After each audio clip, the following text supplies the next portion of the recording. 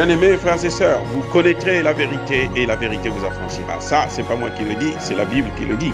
Mais moi, je vous dis mieux. Vous connaîtrez la vérité historique, notamment celle de vos ancêtres kémites, et vous aurez une vision globale de ce que c'est que la vraie souveraineté politique. J'ajoute, vous reviendrez à la spiritualité africaine ancestrale et vous comprendrez les enjeux de l'indépendance économique. Et pour terminer, vous accepterez votre identité culturelle kémite et vous obtiendrez deux choses. La première, c'est la paix.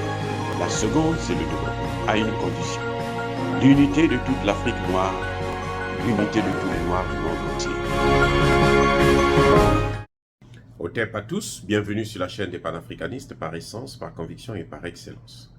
Celle des citoyens kémites par nécessité et obligation de combat. Nous sommes une chaîne qui n'est guidée que par nos ancêtres et rien que par les ancêtres qui appartiennent à l'égrégore du monde noir. Par conséquent, nous ne croyons en aucun Dieu venu de l'étranger. Toutefois, cette vidéo n'est aucunement destinée à inciter à la haine ou à la violence, car nous menons un combat qui est d'abord et avant tout spirituel, intellectuel et démocratique. Ensuite, il est politique, géopolitique et géostratégique, contre l'impérialisme, le colonialisme, le néocolonialisme et l'endocolonat, qui sont tous qualifiés de crimes contre l'humanité. Nous menons ce combat sur la base du principe fondamental que nous avons hérité de nos ancêtres kémites, qui est celui de la Mahat, c'est-à-dire solidarité, vérité et justice. Vous êtes donc en droit de connaître la vérité et nous avons l'obligation de vous dire la vérité, rien que la vérité, afin que justice soit rendue au continent africain. Et ça, c'est notre modeste contribution dans cette noble lutte en faveur de la souveraineté, la dignité, la solidarité et l'unité africaine.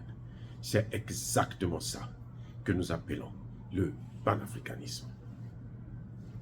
Bien-aimés frères et sœurs, notre ami Prigojine a parlé. Prigojine est sorti de ses réserves. Prigojine s'est prononcé. Prigojine a pris ses engagements et sa responsabilité. Prigojine a pris fait et cause pour le Niger. Prigojine a condamné non pas la pauvreté du Niger, mais l'appauvrissement du Niger. La pauvreté, c'est un phénomène naturel, économique, qui survient dans la vie de l'homme, d'un pays, d'une nation. Mais la pauvreté, l'appauvrissement plutôt, c'est un phénomène d'un autre homme, d'un autre pays. C'est le fait de quelqu'un d'autre, d'une tierce personne, qui agit sur une personne dans le but de le rendre pauvre. Prigojine l'explique. Il n'y a pas plus clair que ça. En fait de compte, la France, selon Prigojine, vend l'uranium. La France est devenue un pays producteur d'uranium, comme par hasard. Mais vous croyez que c'est l'uranium canadien qu'il achète à 100 et quelques 130 000 dollars par kilo? Vous croyez? Non. C'est l'uranium des pauvres. C'est l'uranium des colonies. C'est l'uranium de ceux que lui, il a appauvri ou elle a appauvri.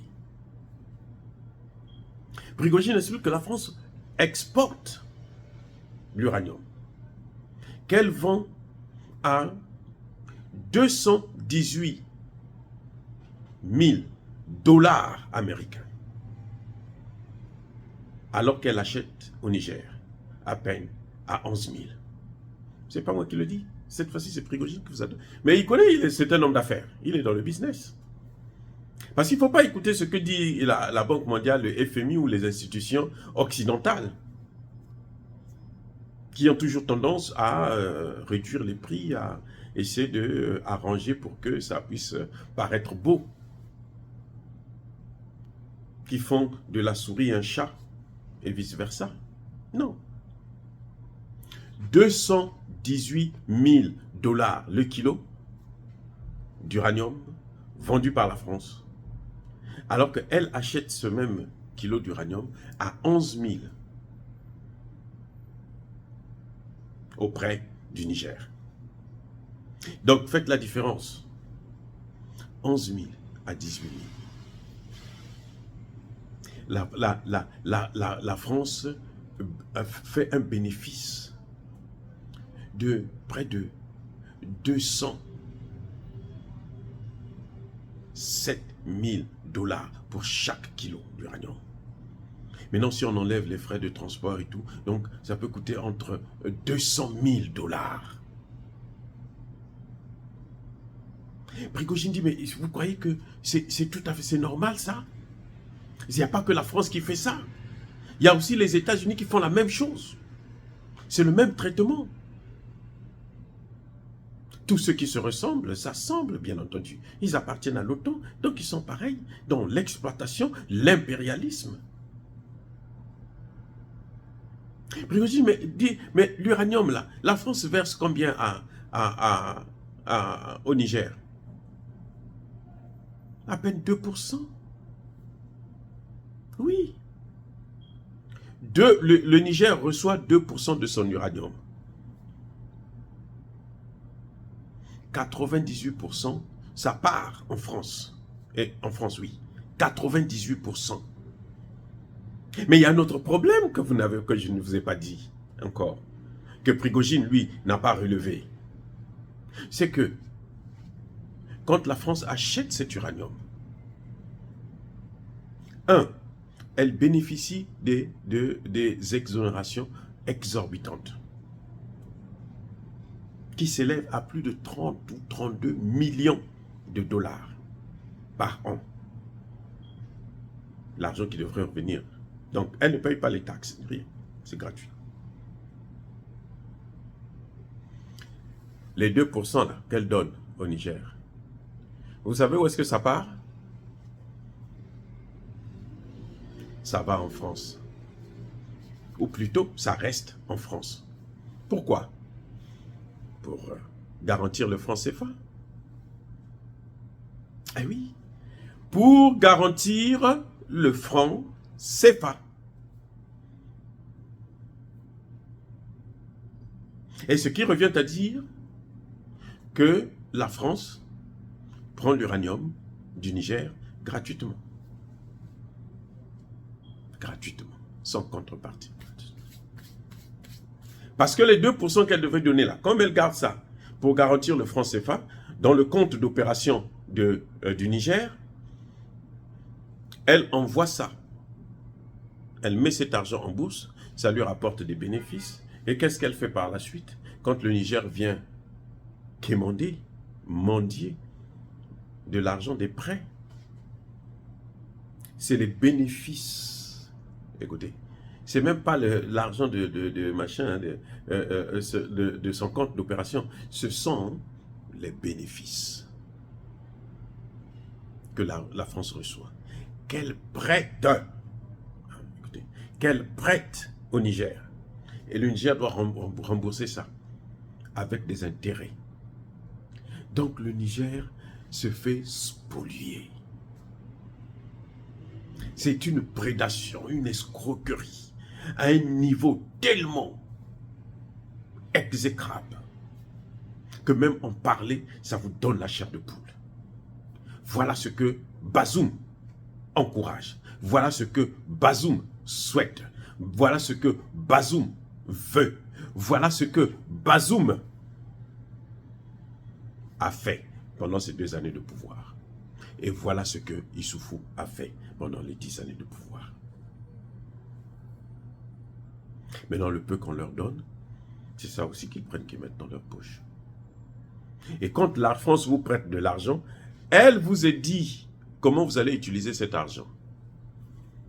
Elle vous dit, n'investissez pas dans l'éducation, n'investissez pas dans la santé. Comme ça, vos enfants, que nous polluons avec les déchets d'uranium, les déchets toxiques, les déchets nucléaires, vous n'avez même pas le droit de les traiter.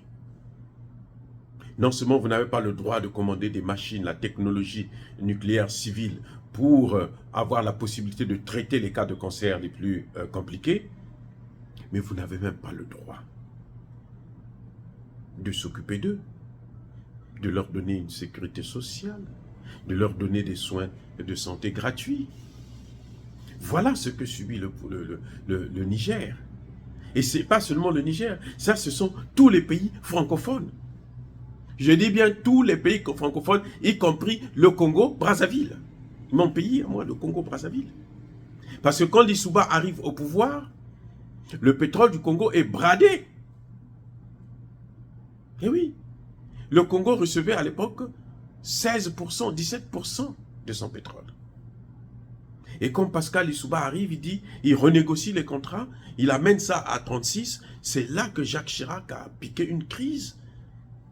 Et il a tout fait pour mobiliser toutes les forces, pour organiser le coup d'État que vous avez vu, qui s'est terminé en guerre civile en 1997.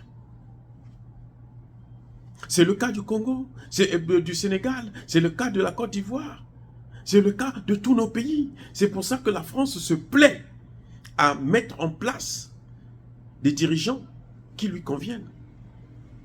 C'est elle qui décide qui doit gouverner nos pays. Ce n'est pas la démocratie, ça. C'est pour ça que quand elle parle de démocratie, c'est une simple hypocrisie. C'est une folie. C'est une agression politique. C'est une insulte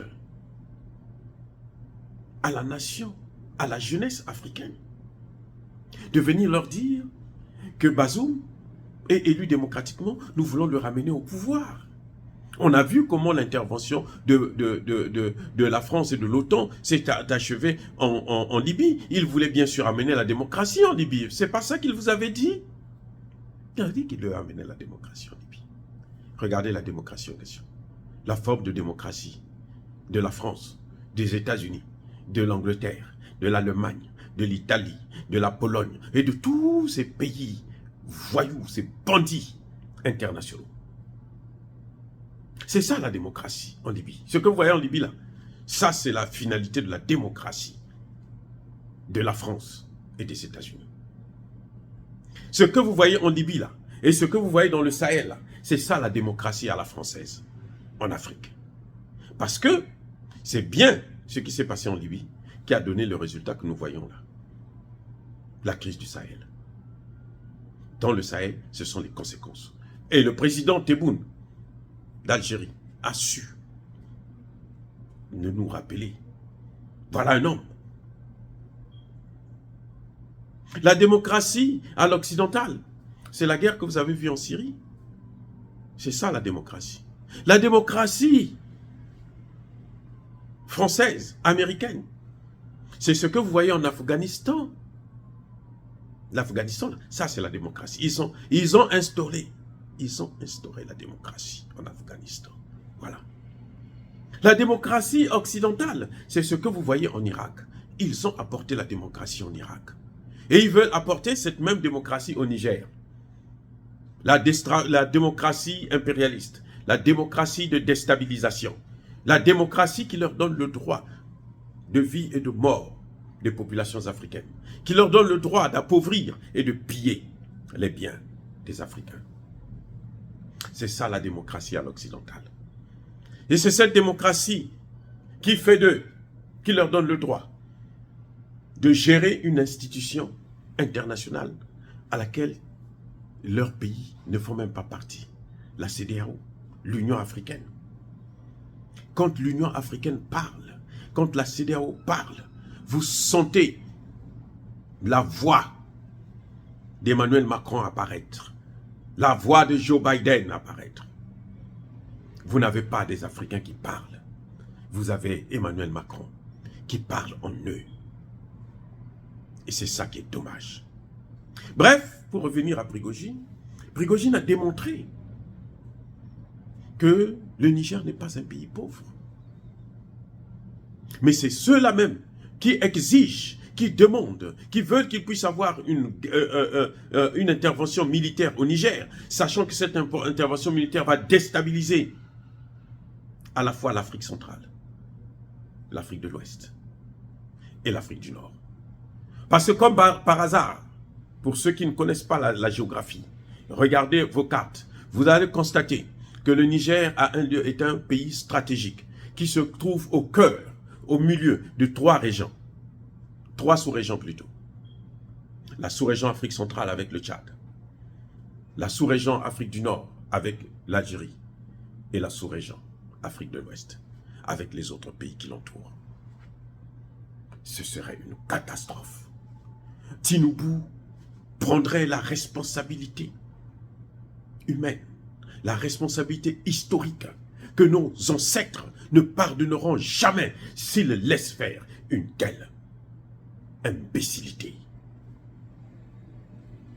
Même si nous savons qu'ils ne peuvent pas gagner cette guerre, parce que ceux qui sont avec nous sont toujours du côté de la raison.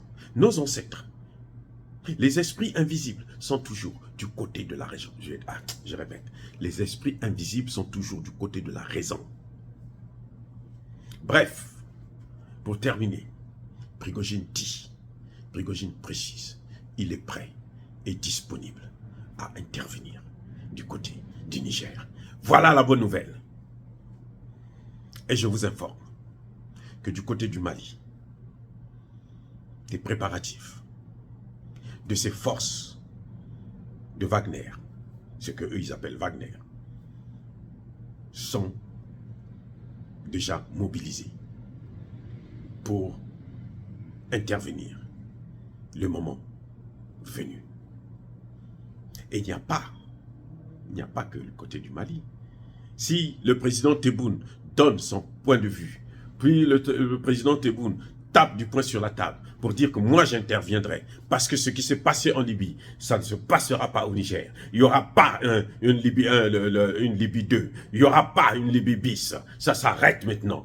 L'Occident a assez fait du mal au monde entier, et notamment au continent africain. Maintenant, stop. Là aussi, les forces sont prêtes à intervenir.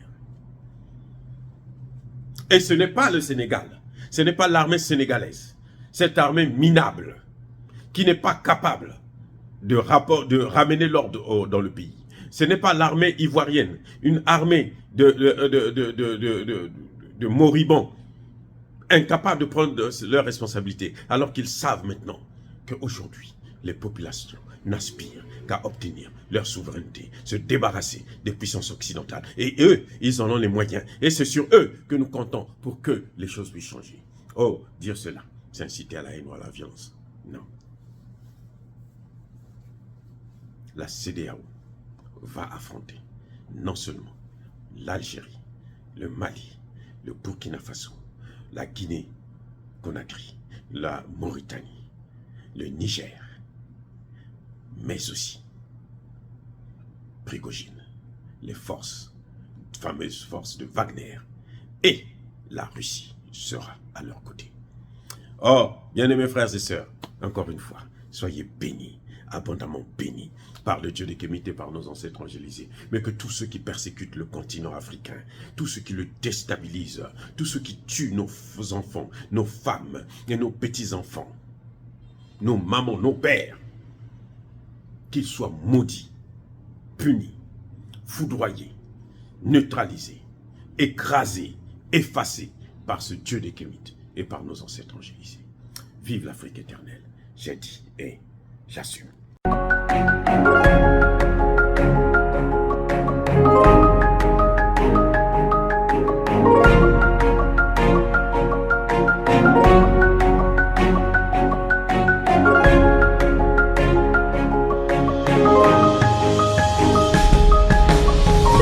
Eux, ils marchent par la foi et non par la vue.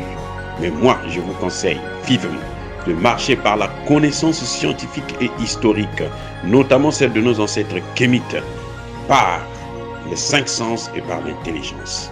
À vous, Apia.